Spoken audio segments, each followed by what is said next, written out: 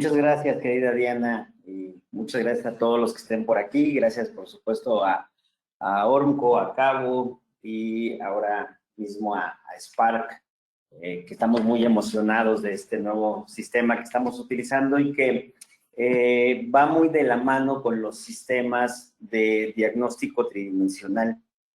Creo que al día de hoy para nadie es un secreto el hecho de que cada vez se utiliza más la tomografía, cada vez se habla más acerca de la inmersión en tomografía, de empezar a utilizarla como una parte fundamental del diagnóstico. Las diferentes casas comerciales respecto a tomografía no pueden dejar de fuera este tipo de diagnóstico. Asimismo, las casas de ortodoncia están empezando a darle una importancia pues muy primaria antes de hacer un tratamiento de ortodoncia, hacer un buen diagnóstico. Creo sin lugar a dudas que hacer un diagnóstico con tomografía siempre va a hacer que nuestros tratamientos sean mucho más precisos, sean mucho más predecibles, y todo esto ayuda mucho a que nosotros tengamos una práctica pues mucho más eficiente, ¿no? Sin duda, creo que la tomografía llegó para quedarse. Vamos a comenzar entonces a hablar primero acerca de cómo podríamos tener éxito a través de un tratamiento con alineadores. Los alineadores son otra de las situaciones que han revolucionado el mundo de la ortodoncia. Es otro de los conceptos que al día de hoy se habla en todos los congresos, y hay muchos expositores acerca de este tema. Y de repente el ortodoncista, sobre todo el ortodoncista de la vieja escuela, pues le ha puesto un poco de trabajo el decidir si debe o no entrar a este mundo de los alineadores. ¿Por qué? Porque en algunos momentos o en algunas empresas te hacen pensar que es algo mágico, que tú puedes hacer un tratamiento de ortodoncia sin esfuerzo prácticamente, y que todo es muy sencillo, que una computadora puede programar de manera perfecta todo lo que va a ocurrir, y que tú solamente tienes que estar cambiando alineadores y con eso vas a tener un tratamiento exitoso. La realidad es que esto no es así. Si bien es cierto que los alineadores tienen grandes ventajas al día de hoy respecto a un tratamiento con brackets, requiere de hacerse pues un cúmulo de diferentes puntos para que realmente podamos tener éxito al hacer un tratamiento. ¿A qué me refiero con estas claves o con estos puntos que deben de estar unidos para poder ser exitosos en un tratamiento de ortodoncia? Uno, que quien esté haciendo la planeación sea un especialista en ortodoncia. Quien esté revisando, quien esté haciendo todos los cambios a los movimientos, tiene que ser sí o sí un especialista en ortodoncia.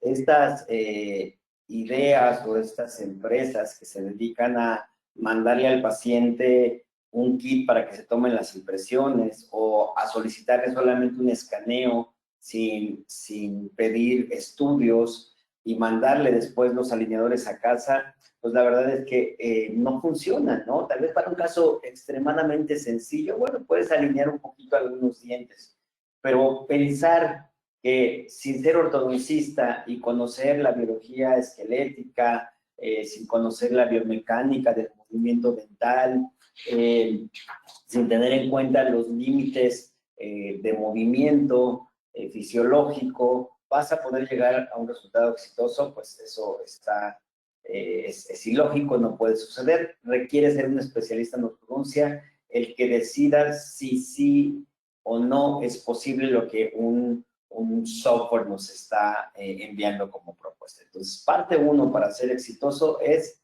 tienes que ser especialista sí o sí en ortodoncia. El paso número 2 es hacer un buen diagnóstico, que es básicamente en lo que nos vamos a enfocar el tema de hoy.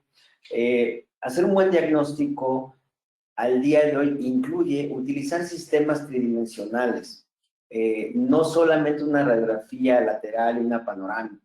Al día de hoy tenemos muchas diferentes formas de ser más precisos y de tener información valiosa si utilizamos sistemas de tomografía, sistemas de escaneo y una integración de ellos.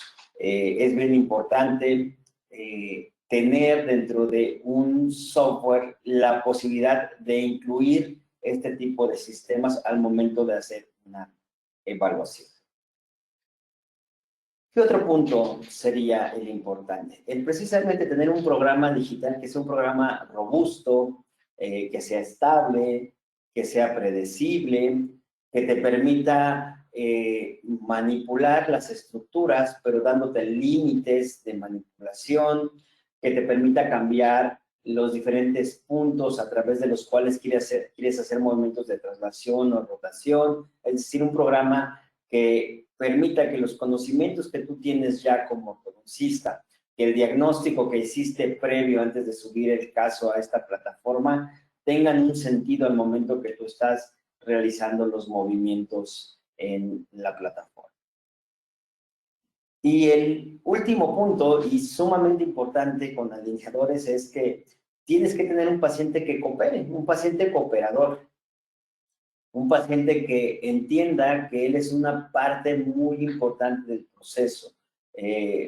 Nosotros, los ortodoncistas que estamos utilizando al día de hoy alineadores, somos muy enfáticos antes de iniciar el tratamiento en decirle al paciente que tiene que usarlo 22 horas al día, hacerlo consciente de que si él no coopera, pues evidentemente el tratamiento no va a funcionar. Yo puedo hacer un muy buen diagnóstico, puedo hacer una muy buena planeación de tratamiento, pero si yo no tengo la cooperación de que el paciente los use, pues esto no va a funcionar. Entonces necesitamos que estos 4 puntos estén unidos, necesitamos que estos 4 puntos se cumplan para poder entonces tener mayores probabilidades de hacer un tratamiento de ortodoncia con alineadores que sea exitoso. Y vamos al punto principalmente del diagnóstico. De poder tener al día de hoy sobre una plataforma la integración de la tomografía. Si bien es cierto que hay diferentes empresas que tienen el sistema de tomografía integrado, la verdad es que no todas funcionan. Siendo honesto,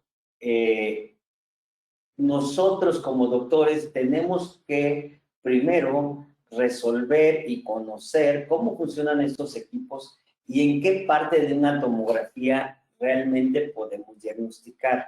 El tener una tomografía en tus manos va a ser tan útil como tú le hagas sacar información a ese estudio. ¿A qué me refiero? Dicho de una forma más clara, ¿no? Voy a poner un ejemplo. Si a lo mejor, ahorita que está de moda Checo Pérez, que ha estado ganando diferentes carreras, pues si a mí me dan el auto de Checo Pérez y no estoy preparado para manejarlo, lo más seguro es que me voy a estrellar en la esquina. Llegando a la primera esquina seguro me estrello porque no sé manejar ese auto. Obviamente él hace maravillas y gana carreras. Lo mismo pasa con la tomografía. Si a mí me dan una tomografía y de principio yo no sé manipularla, yo no sé anatomía, yo no sé realizar diferentes cortes, yo no sé localizar una estructura específica y centrarme sobre esa estructura para poder hacer un diagnóstico, pues entonces voy a estar muy limitado en el provecho que le pueda sacar a esa tomografía. O dos, si a mí me dan una tomografía donde yo solamente tengo un craniecito y sobre ese craniecito veo movimientos dentales, pero no puedo evaluar corticales, no puedo evaluar en cortes tomográficos, que en los cortes tomográficos yo llevo muchos años dando conferencias de tomografía y siempre les digo que en cualquier área, ortodoncia, odontología general, odontopediatría, cirugía, patología, en la que ustedes me digan, siempre se les recomienda como radiólogo que no hagan diagnósticos en el 3D. El 3D no está hecho para hacer diagnóstico. El diagnóstico siempre se debe de realizar en los cortes tomográficos. Entonces, Para que a mí me funcione realmente una tomografía junto con mi sistema de alineadores, tengo que tener la posibilidad de integrar de manera eficiente estos archivos y poder jugar con ellos desde diferentes perspectivas, no solamente observando un craneecito. Vamos a hablar un poquito de esto. Para mucha gente es nuevo o toman mira qué padre que al día de hoy existe tomografía, este sistema nuevo está muy padre, y la verdad es que no es nuevo. Hay quien me dice incluso que si esto es el futuro, y yo siempre cuando me preguntan si la tomografía es el futuro, les digo, no, la tomografía es ya incluso ni el presente, es parte del pasado, porque al día de hoy no usamos solo tomografía, usamos tomografía, más escaneos, más empalmes, más diferentes situaciones donde hacemos análisis dinámicos con diferentes softwares, entonces ya la tomografía no es algo nuevo. El doctor que están viendo en pantalla es el doctor Yoshinori Arai, y el artículo que están observando es el primer artículo que se escribió acerca de tomografía Combin. Obviamente el artículo lo escribe el doctor Arai, y en este artículo él muestra diferentes resultados, pero lo que más me llama la atención es que lo que él nos comenta es que una tomografía de haz cónico es capaz de darnos imágenes tridimensionales de gran calidad para uso dental y con una dosis de radiación muy baja. Esa es una de las grandes ventajas de la tomografía Combin, que al día de hoy hacer una tomografía Combin no genera una gran cantidad de radiación, que es una de las situaciones por las cuales muchas personas de repente no la querían utilizar, que decían, no, voy a radiar mucho a mi paciente, cosa que no es así. Una tomografía genera una radiación muy baja. De hecho, cuando nosotros estamos haciendo una lateral, una panorámica, estamos muy cerca de la radiación que se hace con una tomografía Combin en dosis estándar. Este artículo donde se publicó por primera vez lo que era una tomografía Combin y se hace la presentación ya como tal de este sistema, se escribió hace 23 años. Por eso les digo, ya tiene más de 2 décadas, no es algo nuevo. Para dejar de tener miedo a la radiación, y no quiero hacer los radiólogos, solamente quiero que entendamos ciertos detalles.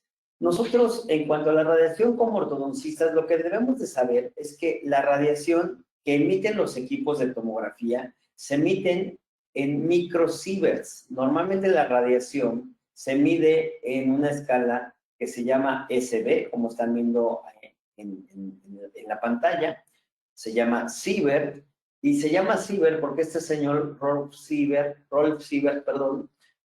generó las medidas de qué cantidad de radiación puede recibir el ser humano sin estar sufriendo algún problema en su salud, ¿no? Y esta escala se mide en sieverts. Después del sievert existe una escala menor que se llama milisievert, que es la milésima parte de este sievert, y hay otra escala que se llama microsievert.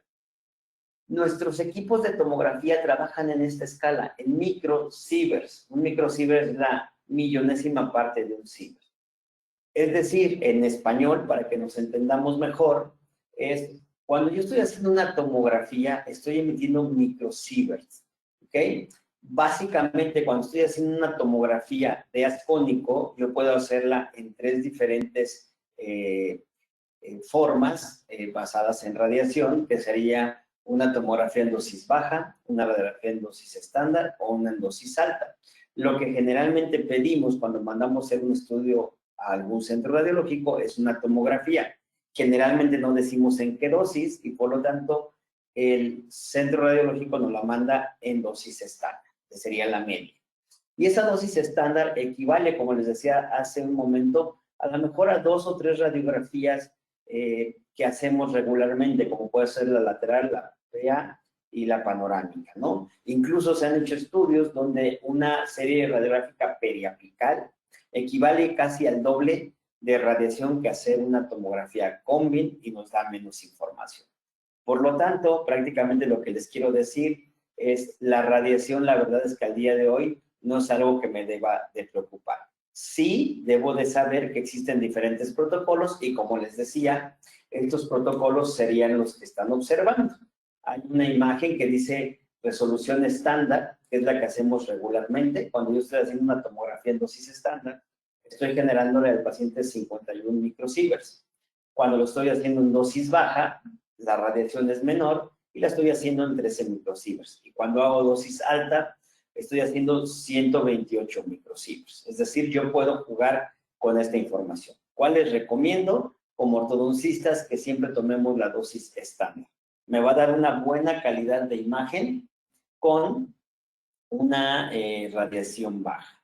¿Y cómo decidir cuál, una u otra, si no soy ortodoncista? Bueno, depende de qué es lo que quieras ver. Les voy a poner aquí un ejemplo. Esta es una radiografía en dosis baja, donde se hizo con dosis baja porque lo único que queríamos saber es cuál era la distancia entre el tercer molar y el segundo molar, y cuál era la distancia entre el tercer molar y el conducto dental. Y en esta imagen, aún siendo dosis baja, se aprecia perfectamente. Sin embargo, no se alcanza a apreciar el ligamento periodontal o el espacio de ligamento periodontal, ¿no? Entonces, yo quisiera ver espacio de ligamento periodontal, por ejemplo, en un diente que esté retenido y yo quiero saber si está anquilosado o no, pues no puedo mandar dosis baja porque la radiación es tan pequeña que no me va a dar esa definición. Tendría que mandar por lo menos una dosis estándar. Y vean cómo en una dosis estándar se ve perfectamente el espacio del ligamento periodontal. ¿Quién debe de decidir qué protocolo se envía? Pues evidentemente nosotros como especialistas, no el centro radiológico. Yo debo de empezar a leer artículos, a ver, al día de hoy hay muchas charlas en internet que hablan de radiología en ortodoncia o en odontología general, y empezar a entender cómo funcionan estos procesos, cuáles son los diferentes protocolos y cuál me conviene en cada caso en particular. Como se los dije hace rato, lo que yo les recomiendo en condiciones generales es que manden para ortodoncia una tomografía del tamaño más grande que ustedes puedan tener, que eso se le llama FOB, y con una dosis estándar. ¿Qué es el FOB? Vamos a la parte del FOB, que mucha gente lo ha escuchado y no todo el mundo lo tiene claro. FOB viene de campo de visión o field of view. Es decir, cuando yo hago una tomografía, puedo tener una tomografía de diferente tamaño. ¿Okay? A este tamaño se le llama FOB.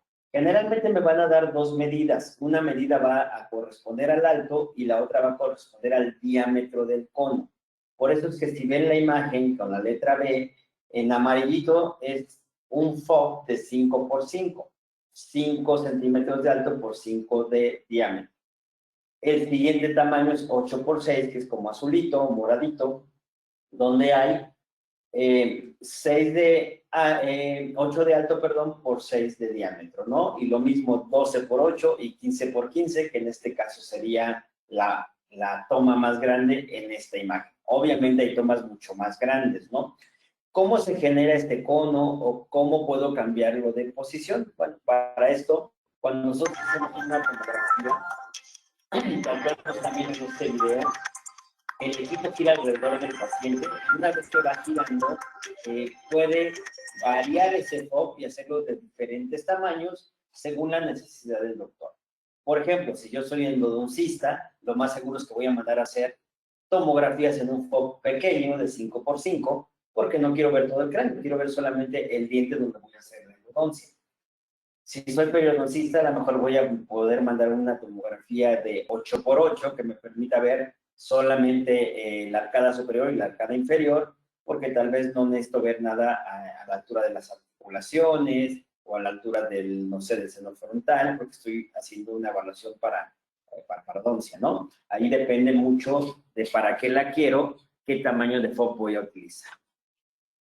Un poquito en condiciones generales para que ustedes tengan una idea. Si yo mando a hacer una tomografía que se podría considerar pequeña, como un 8 por 8, bueno, esta tomografía me va a permitir ver colocación de implantes en diferentes zonas. Si la tomo en la parte superior y sobre todo en niños, que su cráneo es más pequeñito, puedo evaluar los senos paranasales, puedo evaluar alguna cirugía de tercer molar, puedo evaluar si hay algún tipo de patología, ¿no? Aunque cuando es patología, la verdad, yo prefiero una por lo menos como esta, de 8 por 15, ¿no? A veces, si tú lo haces de 8 por 8, puede ser que veas solo una parte de la patología y no completa. Si lo quieres ver para patología, conviene un poquito más grande. Esta 8x15 me va a permitir ver un poquito más de zonas, ¿no? Esto me sirve para colocar implantes también, revisar senos paranasales, los senos molares superiores e inferiores, hacer análisis patológicos más completos, como les decía hace un momento. Y a partir de 13x15 yo podría considerar que ya es una tomografía grande. En esta tomografía yo ya voy a poder observar prácticamente el cráneo completo y entonces esta es la que a mí me sirve para un análisis ortodóntico en 3D, evaluar senos paranasales, senos frontales, vía aérea, obviamente columnas, si es que hago diagnóstico de columnas, si hay algún tipo de trauma, articulaciones temporomandibulares, es decir, al POP ser mucho más grande me permite mayor cantidad de evaluación. Nuevamente, ¿cuál es la que recomendamos para hacer un diagnóstico en ortodoncia? Bueno, recordemos que en ortodoncia, un ortodoncista actual no podría dejar de revisar cuando menos estas cuatro primeros puntos, ¿no? Un ortodoncista del día a día debe considerar al momento de hacer su tomografía que hay diferentes FOBs y que el único FOB que me va a dar la posibilidad de hacer un diagnóstico completo en ortodoncia va a ser un FOB grande, que sea de 13x15 en adelante, donde yo pueda evaluar anatomía completa del paciente, vías aéreas, articulaciones, los dientes y las estructuras alrededor de los dientes, específicamente o principalmente las corticales, pero también, no sé, zonas específicas como el conducto nasopalatino, como la articulación en algún momento, como puede ser, por ejemplo, un seno maxilar o un diente supernumerario, ¿no? Cosas específicas que puedan estar ahí generando algún problema al momento que voy a hacer un tratamiento. Entonces, conclusión, en una estructura diagnóstica en ortodoncia, yo les recomiendo que siempre que manden a hacer una tomografía evalúen anatomía en corte coronal sagital axial, vías aéreas completas, es decir, orofaringe, nasofaringe, laringofaringe y los diferentes senos, articulaciones temporomandibulares, dientes y estructuras alrededor. Y hay un punto quinto que no lo menciono desde un inicio. ¿Por qué? Porque el punto 5 de análisis interactivo, eso se refiere a que tú tuvieras la posibilidad de meter tu tomografía y tu escaneo probablemente en otro software y que ahí pudieras hacer evaluaciones con movimiento. Esto sí lo puedes hacer genial, pero no es como que lo tienes que hacer a fuerza. Ese es un extra que te ayuda bastante, pero con una tomografía simple siempre debes de por lo menos revisar los primeros 4 puntos. Ahora, yo les decía al inicio de esta charla, los diagnósticos nunca se hacen en una volumetría 3D o en una renderización volumétrica o como muchos le llaman de manera más sencilla, en el 3D. Es decir, en el craneecito que vemos de manera regular. ¿Por qué no lo hacemos ahí? Porque ese volumen 3D depende de muchos factores para que sea realmente eficiente. Por ejemplo, la calidad de ese 3D, para saber si va a ser un 3D que me sirve, y que insisto, solo me va a servir visualmente, es primero, tengo que saber con qué equipo hicieron esta tomografía.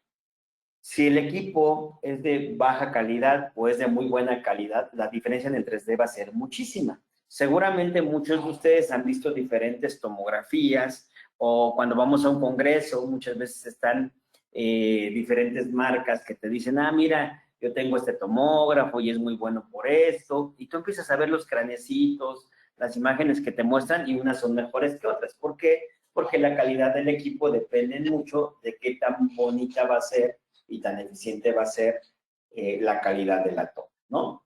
La segunda parte para saber si voy a tener una buena renderización 3D o no es con qué protocolo de toma hicieron el estudio. ¿A qué me refiero con protocolo de toma o protocolo de resolución? Ustedes vieron hace un momento que nosotros podemos hacer una tomografía en dosis baja, estándar y alta. Por supuesto que si el equipo, aún siendo de un muy buen equipo, si lo hicimos en dosis baja, pues la calidad del 3D va a ser inferior a si lo hacemos en dosis estándar o alta, ¿no? Otra cosa importante es ¿qué tarjeta de gráficos tengo yo como doctor? No el centro radiológico que hace la tomografía. Ellos tienen una computadora preparada para leer esa tomografía. Pero muchas veces la toman, se ve muy bonita y cuando la mandan al doctor, en la computadora del doctor no se ve igual. ¿Por qué? Porque, bueno, si tú quieres tener una muy buena imagen, necesitas generalmente tener una computadora que tenga una tarjeta de gráficos dedicada solamente a ese gráfico para que se vea de mejor forma.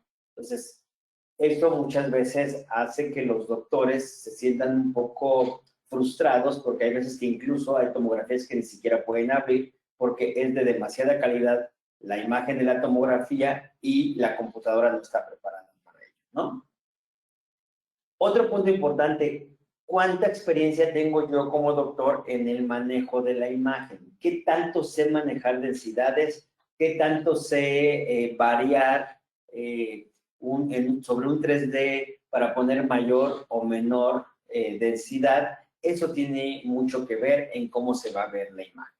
Es decir, la calidad de un volumen 3D depende de muchos factores. Entonces, no puedo confiar específicamente en un 3D porque depende de factores externos que yo generalmente no controlo. Vamos a poner un ejemplo. Quiero que vean esta tomografía. En esta tomografía voy a poner este video. Y imaginen que yo les digo que hagamos un diagnóstico de la ATM sobre este volumen 3D. Si ustedes observan con calma esa articulación temporomandibular, pues ni siquiera se ve el cóndilo. Podríamos decir que no tiene cóndilo.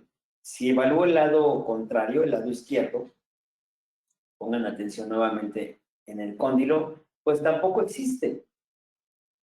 Entonces, yo diría, bueno, entonces tengo que hacerle una prótesis condilar porque no tiene cóndilo. Sin embargo, si yo me voy al corte tomográfico de este mismo paciente y me ubico en los cóndilos, sí hay cóndilos. Vean cómo sí hay cóndilo. Simple y sencillamente lo que está ocurriendo es que la densidad de un cóndilo no es la misma en toda su superficie. En este momento me estoy moviendo al lado contrario y vean como si hay un cóndilo completo también del lado contrario. Sin embargo, se ve mucho más blanco para que nos entendamos abajo que arriba. ¿Por qué sucede esto? Bueno, porque la densidad de este cóndilo en particular de este paciente es mucho más baja en la cabeza condilar. Vean que estamos teniendo un promedio de densidad de menos 32.3 unidades Hounsfield versus si yo tomo la densidad a la altura de la cortical, ahí tengo 526 unidades Hounsfield. Obviamente la diferencia de densidad entre la cabeza condilar y el cuello es mucha, por eso es que se ve solamente el cuello y no se alcanza a ver el cóndilo. En un análisis 3D, en el volumen 3D, yo si lo veo, pues no voy a alcanzar a ver este cóndilo por la baja densidad. Por eso siempre, insisto, todos los cortes se deben de hacer vitales para que hagamos nuestro diagnóstico. No podemos hacer ningún diagnóstico basado en un volumen tridimensional, independientemente de qué software se esté usando. Ven cómo estamos ahora en el corte coronal y se ven completos los cóndilos. Vamos a ver en el corte axial qué es lo que sucede. Y también tenemos completos, como pueden ver ahí, los dos cóndilos. Entonces, en los tres planos del espacio, en los cortes, sí lo vemos en el volumen 1. Y esto está a expensas de cómo y qué tanta precisión tenga yo al momento de evaluar un volumen tridimensional. ¿A qué me refiero con eso? Voy a hacer un ajuste fino. Aquí abajo voy a variar las densidades. Y vean que si yo llevo las densidades hacia algo menos denso, ya se empieza a ver mejor el cóndilo, tanto de este lado izquierdo como ahorita que veamos el lado derecho, también se va a ver ya un poquito más relleno el cóndilo. Sin embargo, se empieza a ensuciar, ¿no? Mucha gente dice, se está ensuciando la imagen. Realmente no se está ensuciando. Lo que yo estoy haciendo es que como bajé la densidad, ahora va a empezar a aparecer tejido blando. Entre más la baje, más tejido blando, entre más la suba, se ve más limpia, pero más desaparece en este momento esa zona del cóndilo. Entonces, realmente yo puedo variar la densidad en un 3D. Si no la sé manejar, podría variarla y yo mismo ocasionar mi información que no sea la correcta. Por eso es que, nuevamente, y lo voy a estar repitiendo mucho durante esta plática, no debemos nunca hacer evaluación de ningún tipo de tratamiento en ningún área de la odontología basados en un 3D. Ahora, hay 3Ds que son mucho más bonitos. Esa paciente es esta misma paciente. Aquí lo que yo estoy haciendo es pasar la tomografía del paciente a un software de inteligencia artificial. Y si ustedes lo ven aquí, voy a poner a andar este video, se ve muy bonito, incluso puedes variar colores, yo puedo cambiar de diferentes colores, el maxilar, la mandíbula, incluso cada uno de los dientes, si así lo quisiera, el conducto dentario, la vía aérea.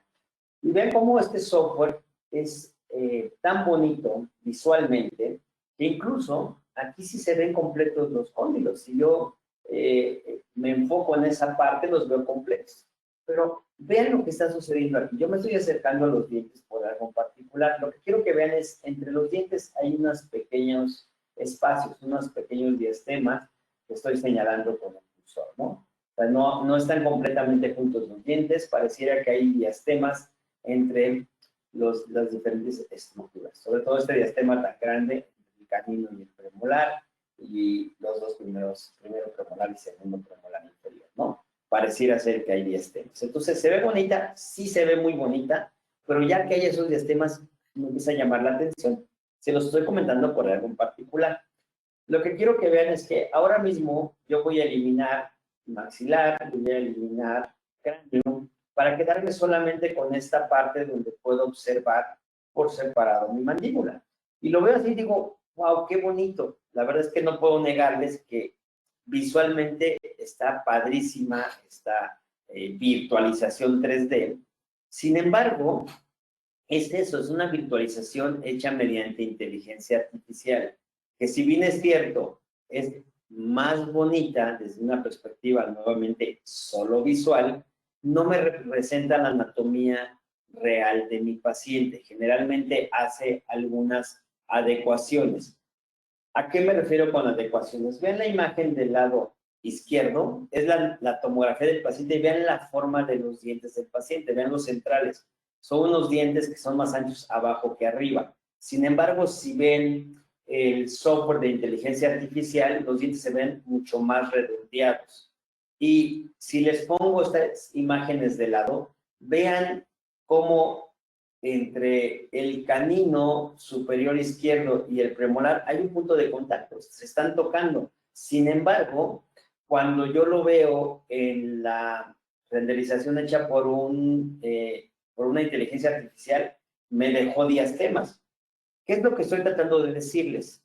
Que muchas veces estos softwares sí se ve bien el cóndilo porque está cerrado, pero ¿cómo se cerró? ¿Qué hizo el sistema de inteligencia artificial? Lo que hizo es que vio lo que sí había del cóndilo y lo que no había, él lo unió. Entonces, nada más lo que hizo fue unir un lado con el otro y entonces lo que yo ya estaba viendo de sus cóndilos no es la anatomía 100% real. Y pasa lo mismo aquí a la altura de los dientes. Para que se vean más bonitos, para que se vean más cerrados, más densos, lo que hacen es comprimir las mallas y por lo tanto los dientes se hacen un poco más pequeños.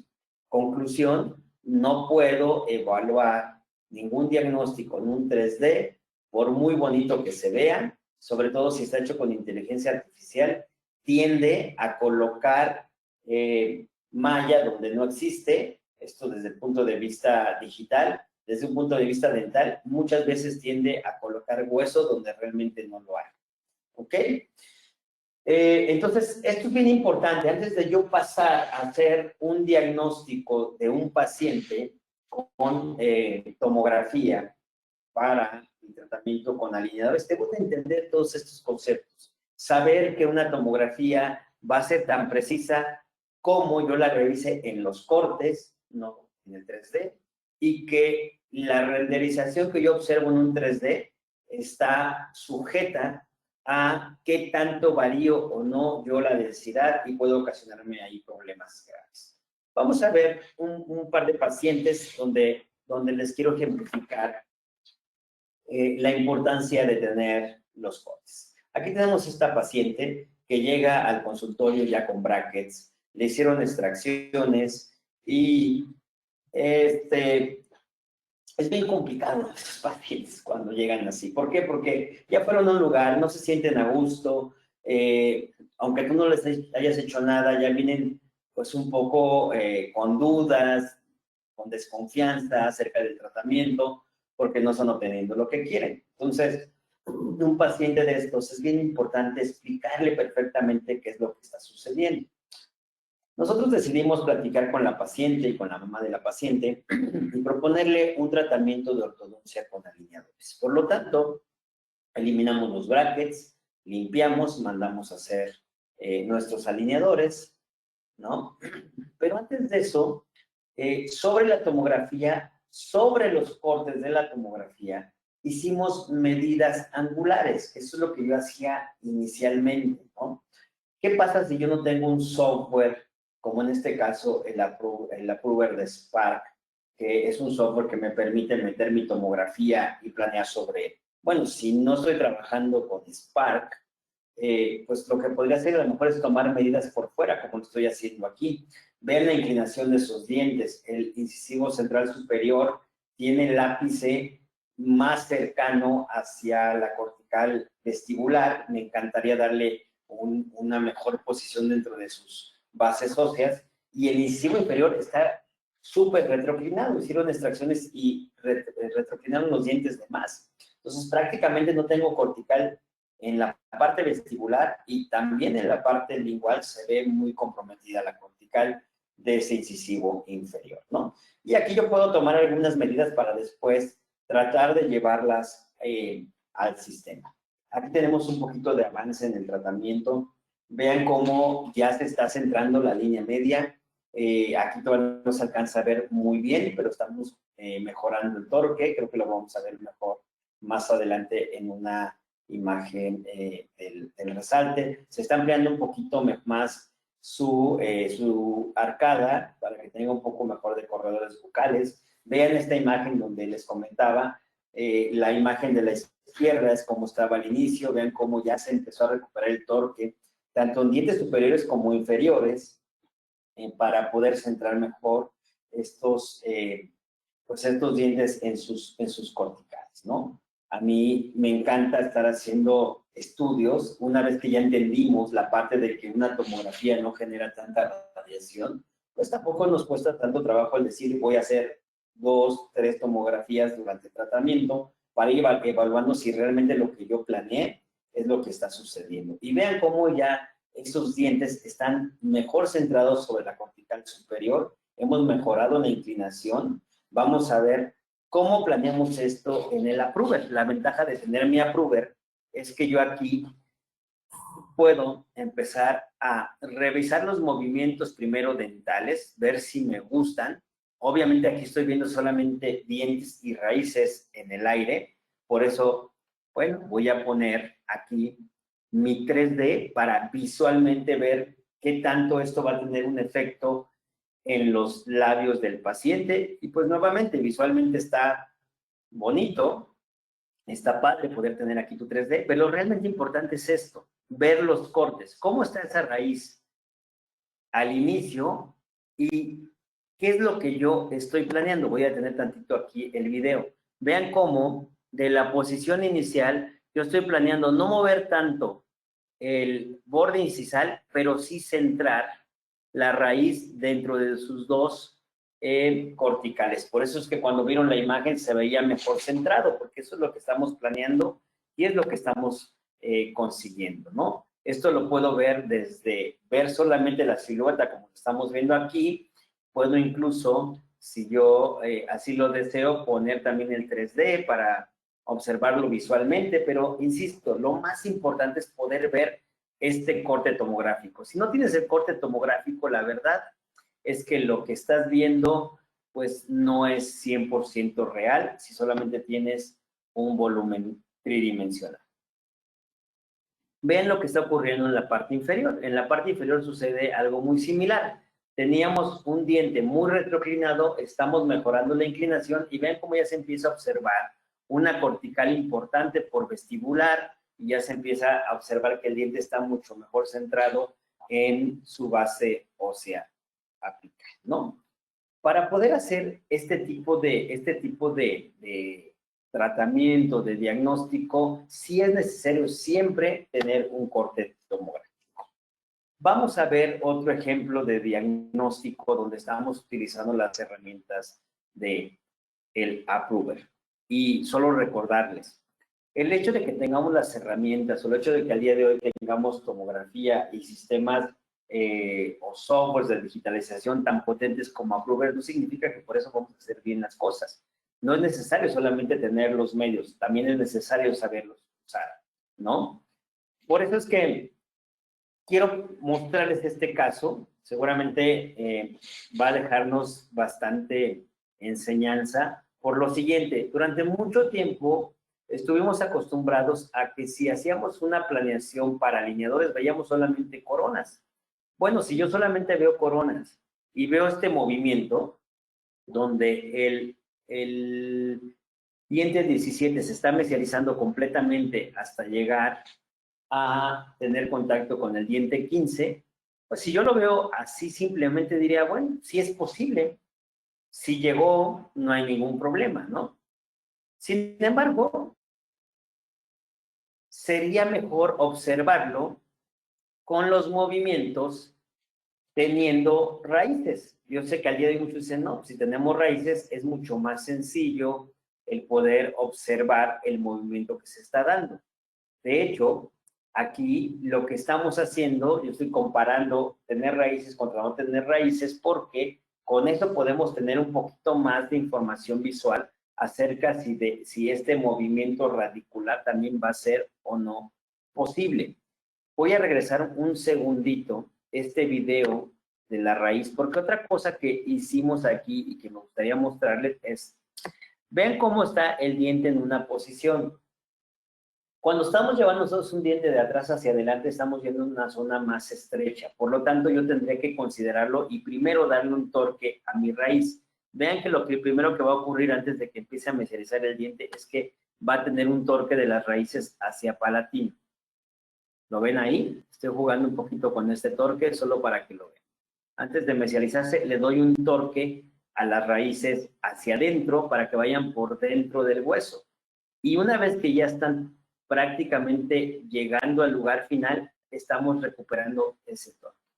Entonces podríamos decir, mira, entonces aquí está mejor porque ya tenemos raíces y al tener raíces ya estamos considerando las inclinaciones radiculares y por eso ya vamos a ser más predecibles. No necesariamente porque seguimos viendo raíces en el aire, ¿no? Y les decía hace un momento, hay que recordar que es más angosta la parte anterior de la arcada que la parte posterior. Aquí van a observar de mejor forma, lo voy a hacer aquí, vean cómo se da primero un torque palatino de esas raíces, después empieza a mesializar y una vez que llega a su lugar final, vean que estoy recuperando el torque, ¿ok?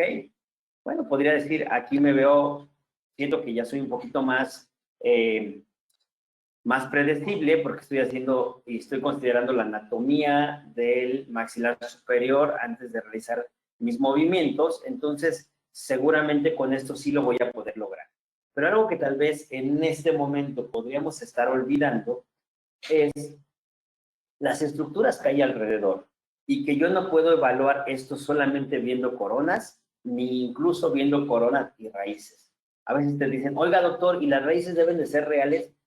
Quieren que les diga algo con toda honestidad, el que sean reales o no es lo menos importante. Lo importante es que tengan la forma y la dirección radicular, pero aún así no es tan importante. Lo más importante es lo que está alrededor. ¿A qué me refiero con eso? A que nosotros podamos ver realmente, además de los dientes y además de las raíces, todo esto sobre cortes tomográficos. Vean cómo en este corte axial yo voy a subir un poquito el corte y resulta que me encuentro ahí con un orificio. ¿Qué es ese orificio? Lo voy a centrar en este momento. Ese orificio es el seno maxilar.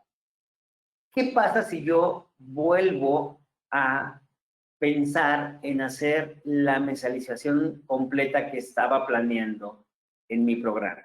Voy a programar que ese 17 quede junto con el 15. Y así le dé el torque que habíamos hablado, ni aún así lo voy a conseguir. ¿Por qué? Porque para conseguirlo, esas raíces, las están viendo en el video, tendrían que cruzar ese seno.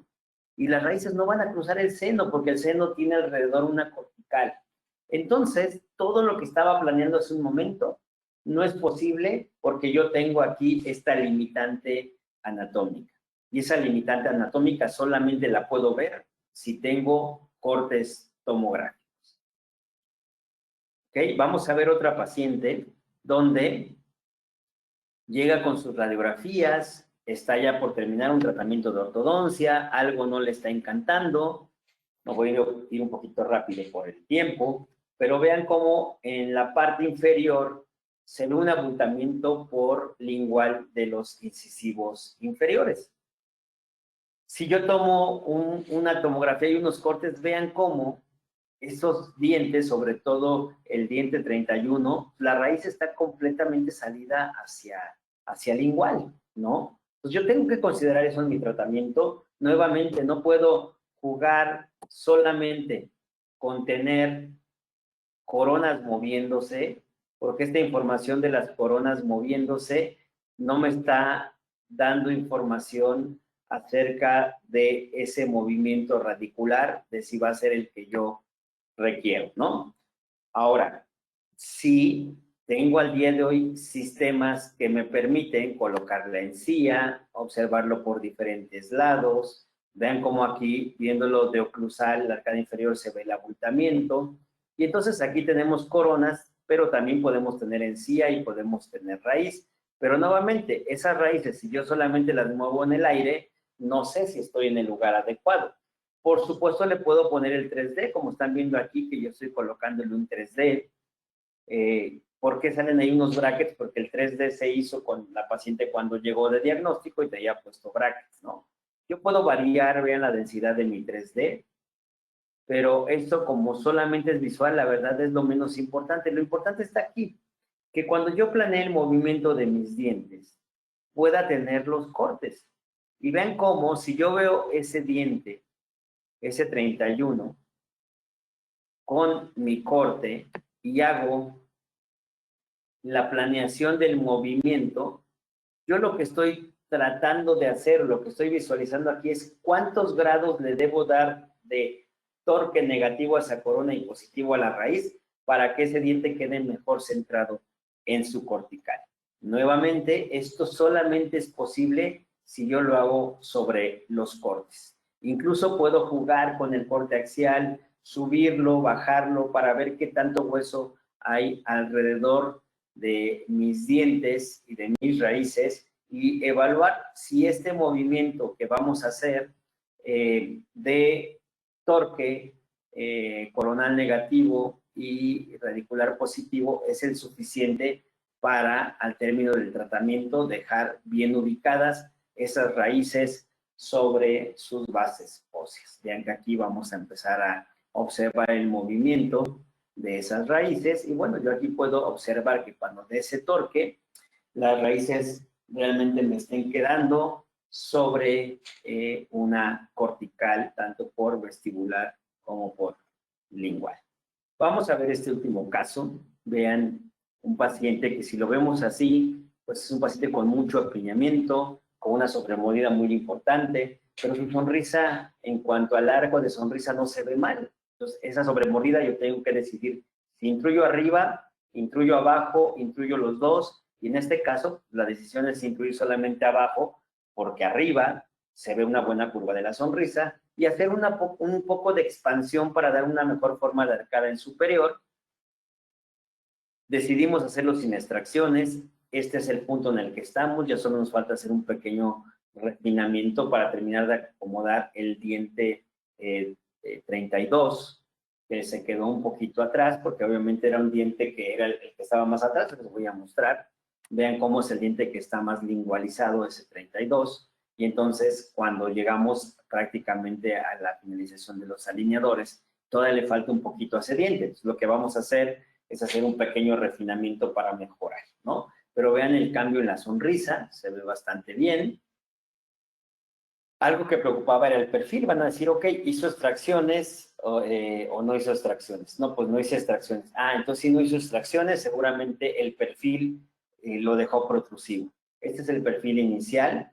¿Cómo evaluamos para no protruir ese perfil? Bueno, hacemos cortes, como bien les decía hace un rato, sobre nuestra tomografía, la podemos evaluar. A mí este corte me gusta para visualmente observar la posición de los labios y los movimientos que están ocurriendo con mis dientes. Si ustedes ven ahorita, hay un poquito de proclinación de los dientes superiores, pero después todo es torque de la raíz. Voy a hacer un zoom a la zona para que lo vean mejor y vean cómo en algún momento se da solo movimiento de torque. Pongan atención, por favor, a los dientes anteriores. Ok. Vamos a empezar el movimiento. Se están proclinando las coronas y ahí se detienen y vean el torque que se le está dando a la raíz para que no se exprese más proclinación de dientes y no vayamos a cambiar y a variar ese perfil, ¿no? Esto lo estoy evaluando aquí, pero realmente yo lo tengo que revisar nuevamente en los cortes. Aquí solamente es una evaluación visual. Esta sería una comparativa de la proyección de tratamiento que tenemos en la arcada superior y en la arcada inferior. Realmente todos estamos en una etapa donde vamos creciendo y vamos aprendiendo día a día. Al día de hoy le hubiera dado un poco de sobretratamiento al diente 32, eso me hubiera evitado tal vez hacer un refinamiento en este momento, pero bueno, lo va uno aprendiendo con el tiempo, ¿no? Que ese diente 32, como ven aquí, como es el que está más atrás, generalmente uno trata de hacer un approver muy bonito y en este caso tendría que dejar un approver con ese diente proclinado para sobretratar y ya yo como ortodoncista decidir en qué momento detengo el tratamiento. Les decía, todos los movimientos, aunque usemos visualmente un 3D, solo es visual, debemos realmente hacer el diagnóstico en los cortes. Entonces aquí estamos haciendo una vista axial de los cortes para ver qué va a suceder una vez que estos dientes se muevan, si no van a salirse de sus bases óseas. Obviamente hay una remodelación siempre que hacemos un tratamiento de ortodoncia, tanto con brackets como con alineadores, pero por ejemplo aquí vean cómo en el diente 34 está quedando la raíz por fuera de la cortical, ¿no? Vamos a verlo un poquito más de cerca, cómo sucede esto al hacerse los movimientos. El diente 34 queda al final con una raíz un poco salida. ¿Y cómo arreglo esto? La ventaja de tener este software de Spark es que tú puedes decidir, entre otras cosas, realizar movimientos cambiando el punto de rotación. En este caso le voy a decir que quiero un punto de rotación en la corona y entonces la corona va a quedar prácticamente inmóvil, sí se mueve pero muy poco y a partir de esa corona se va a rotar la raíz y entonces ya metí la raíz de este paciente dentro de sus corticales y eso me da una seguridad mayor de que no voy a causar ningún problema al momento de hacer el tratamiento, de dejarlo dentro de sus bases óseas. Esta es la situación inicial, la situación final. Es un tratamiento que se realizó hasta este punto en 8 meses. Como bien les digo, hace falta todavía unos pequeños detalles que vamos a realizar, pero bueno, aquí llevábamos 8 meses y se fueron cambiando cada 7 días los alineadores. Comparativa superior, arcada superior y arcada inferior. Vean el perfil, de hecho me agrada el perfil, no es algo que nosotros hicimos algún cambio que no fuera el correcto en el perfil, se mantuvo bastante bien. Y bueno, perdón que me haya ido un poco corriendo por el tiempo, pero creo que acabamos bien, son las 2:01. Entonces, no sé si en este momento tengan alguna pregunta, alguna duda, estoy aquí con todo gusto para contestarlas.